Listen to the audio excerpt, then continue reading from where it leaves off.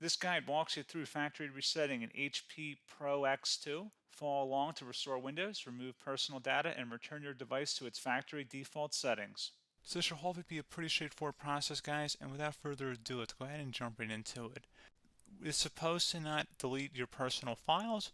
I strongly suggest that you create a backup of any important files or documents before you proceed, because even though it might say that it's going to save your personal files, there's no guarantees that it will, so just keep that in mind, and we're going to go ahead and jump right into it. So we're going to go ahead and start by right-clicking on the Windows Start menu, and we're going to select the settings. You want to select System, and then on the right side, scroll down until you get to Recovery. Reset Advanced Startup Previous Version of Windows. Go ahead and open that up. So we're going to start by going underneath Recovery Options, reset this PC, choose to keep or remove your personal files, then reinstall Windows. Go ahead and select Reset PC. Underneath Choose an option, Keep My Files removes apps and settings but keeps your personal files. Now, like I said, there's no guarantee, but you still want to create a backup, but we are going to select that for today's tutorial here. And it's going to ask how would you like to reinstall Windows. I usually do a local reinstall, so that's what I'm going to select. And current settings is going to reinstall Windows from this device, and then we're going to select next again. This shouldn't take too long here, guys.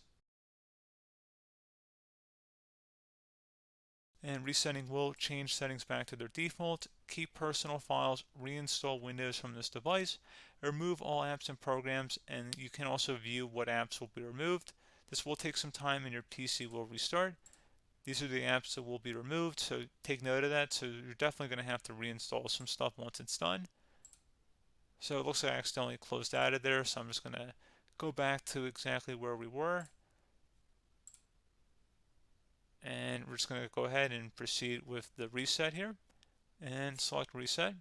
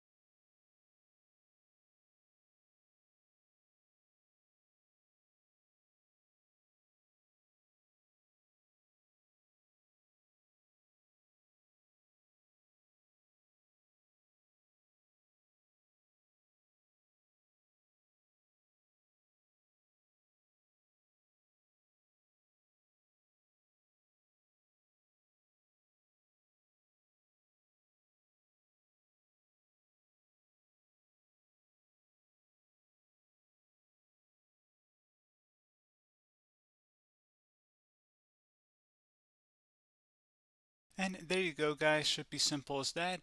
Go ahead and reinstall any of the applications that were removed. You can see a list of them by clicking on the link that's going to be on our desktop here.